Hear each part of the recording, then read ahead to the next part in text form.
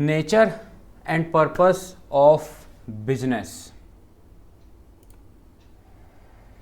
क्या नेचर है बिजनेस का और क्या पर्पस है।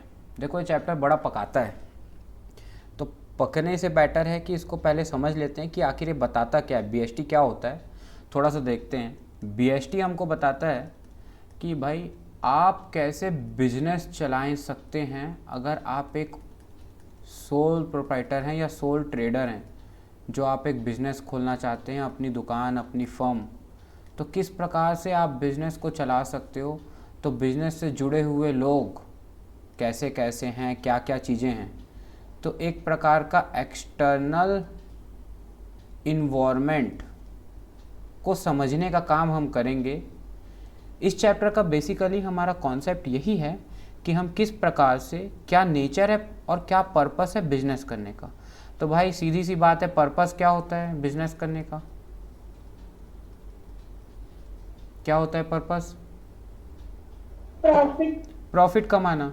तो बिजनेस करने का पर्पस है भाई फायदा कमाना।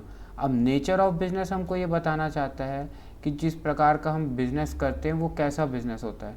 क्या वो प्राइमरी सेक्टर से जुड़ा हुआ बिजनेस है, क्या वो सेकेंडरी सेक्टर से जुड़ा हुआ बिजनेस है, क्या वो टर्सरी सेक्टर से। अब जैसे अभी मैं आपको पढ़ा रहा हूँ तो ये कौन सा सेक्टर है, टर्सरी सेक्टर है। सर्विस सेक्टर भी कहा जाता है। प्राइमरी सेक्टर में क्या आ गया, एक्सट्रैक्टिव और जेनेटिक इंडस्ट्रीज, आगे पढ़ेंगे। एक्सट्रैक्टिव इंडस्ट्रीज मतलब खदानों से मिनरल्स निकालना, ओस निकालना, धरती के अंदर से कुछ निकालना, मिनरल्स, एक्सट्रैक्टिव। और जेनेटिक इंडस्ट्रीज मतलब एनिमल्स को रख के गाय पालन, मुर्गी पालन, ये सब क्या हो गया, जेनेटिक इंडस्ट्रीज हो गया। सेकेंडरी में मैन्युफैक्चरिंग, कंस्ट्रक्टिव इंडस्ट्रीज ऐसा आ जाता है। तो ये हम प्रकार देखेंगे। हम इसमें देखेंगे नेचर में एक और चीज़ कि बिजनेस क्या होता है, जो जेठालाल चला रहा है। मैं जो कर रहा हूँ वो क्या है, profession, services of a teacher, doctor, lawyer. और एक आ जाता है क्या, जो आपके स्कूल में टीचर्स काम करते हैं उसको क्या बोलेंगे, एम्प्लॉयमेंट। फिर हम पढ़ेंगे कि क्या चीज़ें इकोनॉमिक एक्टिविटीज़ है, फिर नॉन इकोनॉमिक एक्टिविटी। ये तो आप जानते ही हो, जिसका मोटिव प्रॉफिट अर्निंग हो ऐसी एक्टिविटीज़ इकोनॉमिक एक्टिविटीज़। लेकिन जिसका मोटिव आपको पर्सनल सेटिस्फेक्शन हो वो क्या है आपके लिए, नॉन इकोनॉमिक एक्टिविटी। ठीक है, समझ आ रहा है? यही सब हम पढ़ने वाले हैं इस चैप्टर के अंदर में। अब history of trade and commerce. तो ट्रेड और कॉमर्स का ये सबसे बकवास चीज़ है, ये सबसे बेकार है। ये हमको समझाता है कि मोहनजोदाड़ो और हड़प्पा सिविलाइजेशन के समय पे किस प्रकार से हम लोग जो थे वो एक डेवलप थे। हमको इसमें समझाएगा इंडिजीनियस बैंकिंग सिस्टम, कि इंडिजीनियस बैंकिंग सिस्टम में क्या होती थी। हुंडी और चिट्टी के बारे में बताएगा। ठीक है, हुंडीज़ क्या होती थी और चिट्टी क्या होती थी। तो अभी मैं आपको ये सब इंट्रोडक्शन दे के समझाना शुरू करता हूँ, ये थोड़ी कहानी। फिर इकोनॉमिक, नॉन इकोनॉमिक का डिफरेंस, बिजनेस, प्रोफेशन, एम्प्लॉयमेंट का डिफरेंस, प्रॉफिट का रोल क्या है बिजनेस में, ऑब्जेक्टिव्स क्या है बिजनेस के, इंडस्ट्री, कॉमर्स की मीनिंग, टाइप और उसके बिजनेस, रिस्क के ट्रेड। इस प्रकार से एक चैप्टर को आपको नेचर और उसका पर्पस बता के बिजनेस का कंप्लीट किया कि क्या होता है बिजनेस, किस किस प्रकार से बिजनेस चलता है, बिजनेस, प्रोफेशन, एम्प्लॉयमेंट क्या होता है, इकोनॉमिक, नॉन इकोनॉमिक एक्टिविटीज़ क्या होती है, बिजनेस में रिस्क क्या होते हैं, कॉमर्स क्या होता है। इस प्रकार से ये आपको फर्स्ट चैप्टर बना है। Got it? क्लियर है? अब देखो introduction. This chapter is divided into two section. Section 1 deals with the history of trade and commerce in ancient India and section 2 deals with the concept, nature and purpose of business। तो chapter 1 section 1 जो है वो deal करता है history of trade, इतिहास क्या रहा है हमारा व्यापार करने का, और कॉमर्स का एंशिएंट इंडिया में, पुराने समय में। और सेक्शन 2 जो है वो डील करता है क्या कॉन्सेप्ट है, नेचर है और पर्पस है बिजनेस का। तो हमको सेक्शन 1 बता रहा है history of trade and commerce. India Himalaya है नॉर्थ में, bordered with water in south, south में चारों तरफ से पानी पानी है।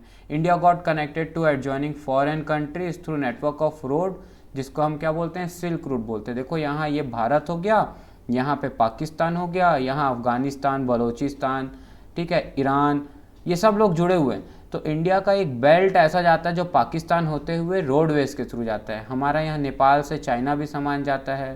ठीक है, तो ये हमारा रोडवेज के जो थ्रू सामान जाता है ना पूरी दुनिया को, उसको हम क्या बोलते हैं, सिल्क रूट बोलते हैं। क्या बोलते हैं, सिल्क रूट।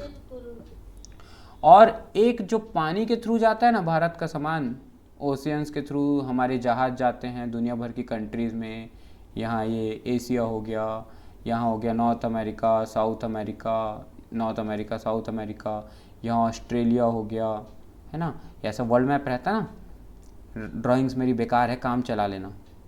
तो ये जो हमारा जा रहा है, ठीक है, सब जगह सामान जा रहा है। यहाँ से बीच से क्या बना था, स्विस कैनल बना था, रेड सी मेडिटेरियन सी को जोड़ते हुए। यूकेस जाता था सामान, ब्रिटेन जाता था, यूरोप कॉन्टिनेंट जाता था, यहाँ यूरोप से, है ना।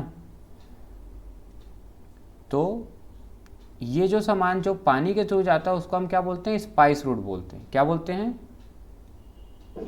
स्पाइस रूट बोलते हैं। तो मैरीटाइम रूट मतलब पानी के थ्रू जो रूट जाता है, जो ईस्ट से वेस्ट सी तक जुड़ा हुआ है। ईस्ट से वेस्ट सी बोलने का मतलब ये देखो, ये ईस्ट एरिया, ये ईस्ट से वेस्ट सी तक हमारा पानी ही पानी है से जो जुड़ा हुआ है, ये हमारा कहला जाता है स्पाइस रूट। अब डोमेस्टिक और इंटरनेशनल ट्रेड दोनों ही होते थे। एंशिएंट मतलब प्राचीन भारत के अंदर में, पुराने भारत, प्राचीन, प्राचीन बोलना ज़्यादा अच्छा वर्ड है, प्राचीन भारत के समय पे इससे हमारी वेल्थ, कंट्री में पैसे का लेन देन आते रहता था, पैसा आता रहता था। और हमारे बहुत सारे ट्रेड, व्यापार करने के सेंटर थे। जैसे आज भी बड़े बड़े मार्केट हम बोलते हैं ना, व्यापार विहार बिलासपुर में, रायपुर में हम कुछ मार्केट बोलते हैं, गोल बाज़ार मार्केट एक बोलते हैं। तो ऐसे ट्रेड करने के क्या है, एक मार्केट है, एक सेंटर प्लेस है ना। तो ऐसे उस समय में भी बहुत बड़े बड़े शहरों में ट्रेड सेंटर्स थे भारत के, इंटरनेशनल ट्रेड सेंटर्स, जहाँ पे फिर दुनिया भर के व्यापार लगते थे। और एक इंडस्ट्रियल बेल्ट मतलब प्रोडक्शन की इंडस्ट्रीज़ हमारे यहाँ बहुत सारी स्टार्ट हो चुकी थी प्राचीन भारत के समय से। आर्कियोलॉजिकल एविडेंस, क्योंकि देखो ये पूरा सिविलाइजेशन, अगर आपने मोहनजोदाड़ो मूवी देखी है, वो ऋतिक रोशन की, जिसमें वो बाढ़ आ जाता है तो पूरा गांव सब डूब जाता है, देखना कभी। इसमें नाम भी लिखा होगा, देखो यहाँ कहीं पे आगे होगा नाम, कहीं कहीं तो है, बताते हैं, रुको ढूंढ के दिखाई देते हैं।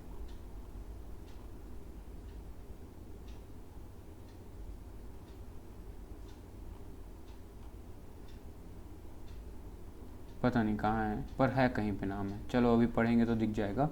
तो ये हमारा हो गया, हाँ ये रहा, मिल गया, यही तो था, मोहनजोदाड़ो। तो आर्कियोलॉजिकल एविडेंस ने ये बात प्रूफ किया है कि जो ट्रेड और कॉमर्स है वो बेस्ड होता है। एंशिएंट भारत के समय पे ट्रेड और कॉमर्स किस प्रकार का चलता था, ये आर्कियोलॉजिकल एविडेंस ने प्रूफ दिया है कि भाई उस समय, अब क्योंकि वो पूरा वैनिश हो चुका है, मतलब उस समय जो कल्चर था सब था, पानी में, बाढ़ में पूरा जनजाति सब खत्म हो चुका था। तो ये लोग क्या करते हैं, आर्कियोलॉजिस्ट बोलते हैं ना कि ईटा पत्थर उठा के ठोक ठोक के इस बात को प्रूफ करते हैं कि इतने एडी में, इतनी बीसी में ये सब थे। तो इस बात को इन लोगों ने प्रूफ किया, इन लोगों ने बताया कि ये जो मेनली सेंटर जो उस समय था ये पानी और वाटर के थ्रू होता था। जैसे कि सिविलाइजेशन लाइक हड़प्पा और मोहनजोदाड़ो जो इस्टेब्लिश करते हैं भारत के कमर्शियल कनेक्शंस को मेसोपोटामिया के साथ में, और ट्रेड करते हैं गोल्ड, सिल्वर, कॉपर और अलग अलग कलर जेम्ड स्टोन में ट्रेड करते हैं। ये पीरियड जो है वो सब्सटेंशियल कमर्शियल एक्टिविटीज़ और अर्बन डेवलपमेंट में लगाया जाता है। एक सेकंड बेटा रुकना। हाँ सुमित, क्लास ले रहा हूँ 10 बजे तक।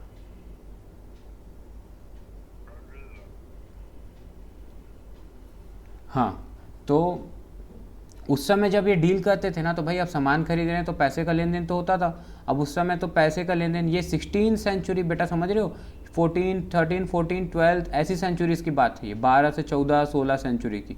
तो उस समय में क्या है ना, इन लोग के पास ट्रेड में सोचो इतना दिमाग था इन लोग के पास में, उस समय ही हम कितने डेवलप होंगे। गोल्ड में ट्रेड करते थे, सिल्वर में ट्रेड करते थे, कॉपर में ट्रेड करते थे, या जो कलर्ड जेम स्टोन, रूबी और बाकी कुछ कीमती हीरे ऐसे पत्थर होते हैं ना, उनमें डील करते थे। उस समय कमर्शियल एक्टिविटीज़ और एक अर्बन डेवलपमेंट लग चुका था। अब कुछ इंडिजीनियस बैंकिंग सिस्टम, ये क्या है, तो ये सीधी सी बात है, ये थोड़ा सा बकवास करता है। मेटल कॉइन एक इंपॉर्टेंट मीडियम ऑफ एक्सचेंज बना।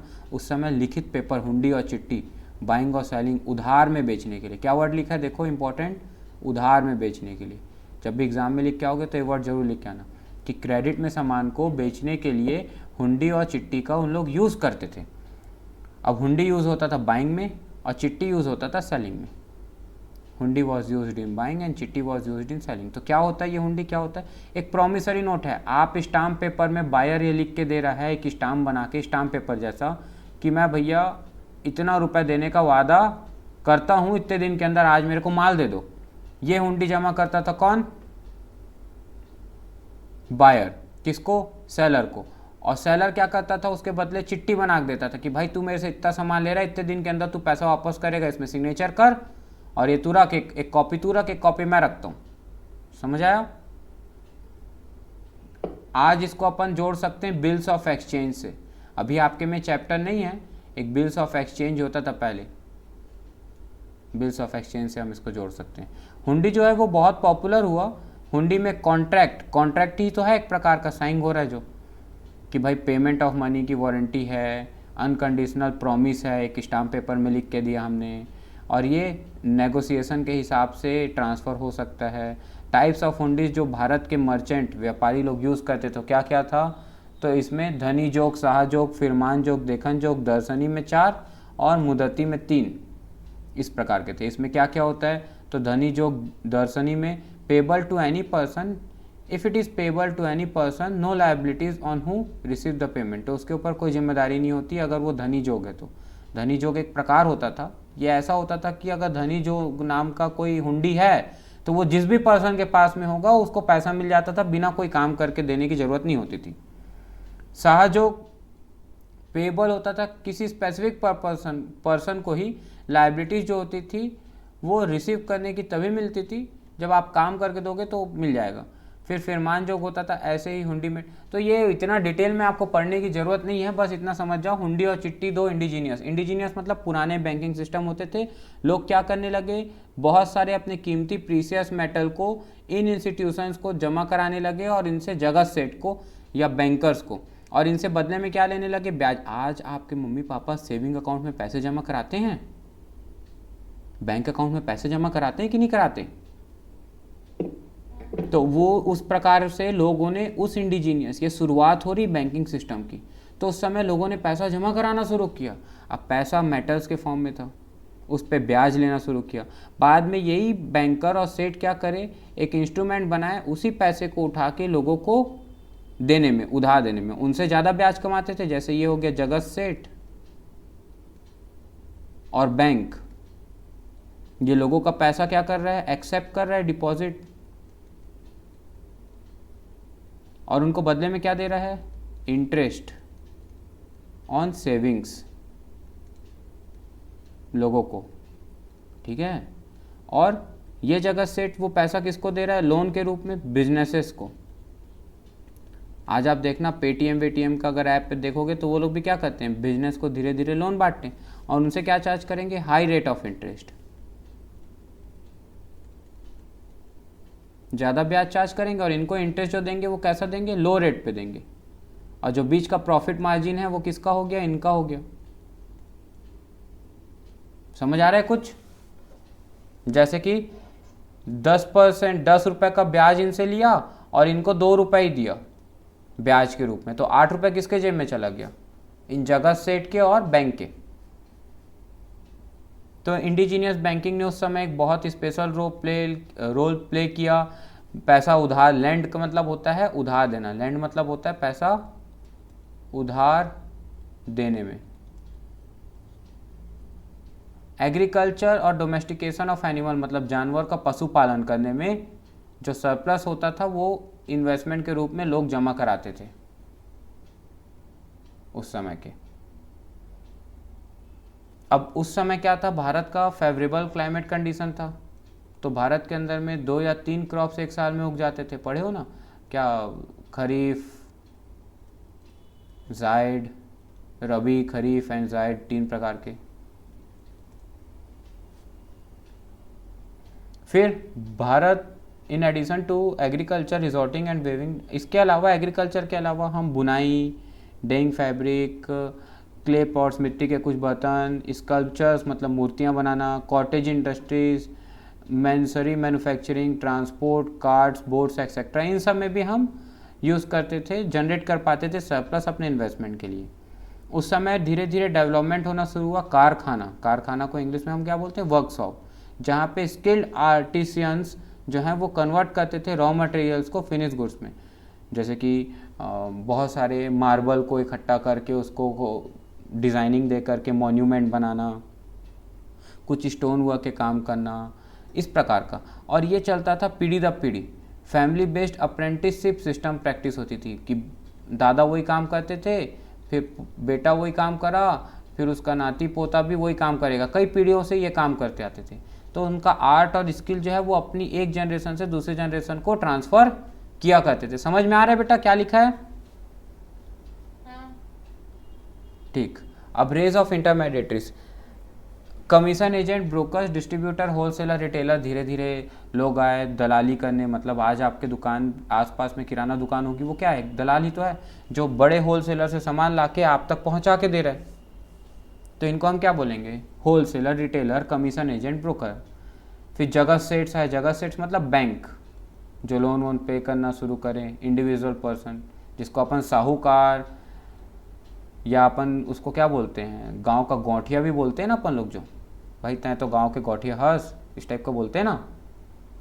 तो ये जगत सेट इंस्टीट्यूशंस उस समय बनना शुरू हुआ, जो हाई रेट ऑफ इंटरेस्ट में फॉरेन ट्रेड कराने में या बाकी चीज़ों में मदद करते थे। फिर इमरजेंस ऑफ क्रेडिट ट्रांजैक्शन, उधारी लेन देन, लोन वोन लेना, ये सब शुरू हुआ। फिर धीरे धीरे इंडिजीनियस बैंकिंग सिस्टम बाद में चेंज होकर क्या बन गई? कमर्शियल बैंक, जो आज है इंडस्ट्रियल बैंक, जो लॉन्ग टर्म लोन्स देने लगे। पहले ये शॉर्ट टर्म लोन्स होते थे, आजकल लॉन्ग टर्म लोन्स में मिलने शुरू हो गए। ट्रांसपोर्ट में दो ट्रांसपोर्ट हमने देख लिया है, लैंड ट्रांसपोर्ट और वाटर ट्रांसपोर्ट, दो प्रकार का होता था। अब कुछ ट्रेडिंग कम्युनिटीज़ के नाम हैं, जैसे कि नॉर्दर्न रीजन में पंजाबी और मुल्तानी मर्चेंट थे। वेस्टर्न इंडिया में महाजन्स को बोला जाता था, जो ट्रेड संभालते थे।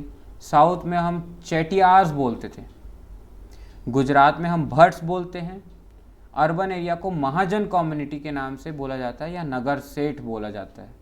इसके अलावा कुछ हकीम, वैद्य, जिसको हम फिजिशियन बोलते हैं, वकील, लॉयर, पंडित और मुल्लाज उस समय टीचर होते थे, पेंटर्स, म्यूजिशियन, कैलीग्राफर्स एक्सेट्रा, ये सब ट्रेडिंग कम्युनिटीज़ मतलब व्यापार करने में मदद करते थे। ये कम्युनिटीज़ थी, इस प्रकार के लोग, ये इस कम्युनिटी के लोग ये स्टेट में इस प्रकार का व्यापार करते थे, ट्रेड करते थे।